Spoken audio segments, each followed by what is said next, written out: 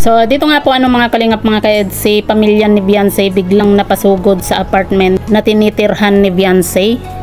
Grabe, nakakatakot. Yan po yung ating pag-uusapan po mamaya mga kalingap mga ka-EDC. Pero bago po natin ipagpatuloy ang video ito sa mga bago pa lang po sa ating munting channel, huwag po natin kalimutang suportahan ang ama ng Kalingap, Kuya Val Santos Matubang at Kalingap Rob. At paunawa, panoorin po muna ang full video bago mag-comment para malaman ang nilalaman nito. So dito nga po mga kalingap mga ka-EDC, nakakatakot nga po yung pangyayaring ito. Kaya kailangan po talaga ni Beyonce na magdoble ingat. Yan po yung laging sinasabi po ng mga viewers nga po dito kay Beyonce, lalo na po at sikat na po itong si Beyonce nga po. At ayan nga po mga kalingap mga ka-EDC, bigla nga po napasugod po yung magulang po ni Beyonce sa apartment nga po ni Beyonce kung saan po siya tumutuloy.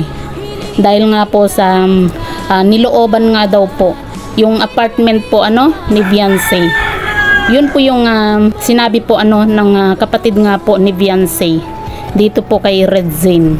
At ayan nga po mga kalingap mga ka-EDC, kailangan po talaga na magdoble ingat po itong si Beyonce, lalo na po at sikat na po siya. Kumbaga kilalang kilala na po siya lalo na po at alam po ng mga viewers, yung mga masasamang tao na marami pong naibibigay po na tulong dito kay Beyonce. Kaya kailangan po talaga na wag pong magdala po ng malaking pera po itong si Beyonce kung hindi naman po kailangan. Ang nakakatakot po diyan mga kalingap mga ka-EDC, yung habang natutulog po itong si Beyonce tapos biglang may papasok po na masamang loob. Yun po yung nakakatakot, 'di ba? Kasi hindi natin maiiwasan na may mangyaring hindi maganda kapag nagkataon. Alam naman po natin sa panahon po ngayon, 'di ba? Lalo na po pagdating po sa pera, talagang napakainit po sa mga tao yung pera. Ang pagkasabi po ng kapatid nga po ni Beyonce ay nakuhanan po ata ng pera itong si Beyonce. Yun po yung narinig po natin dito nga po sa vlog po ni Redzine.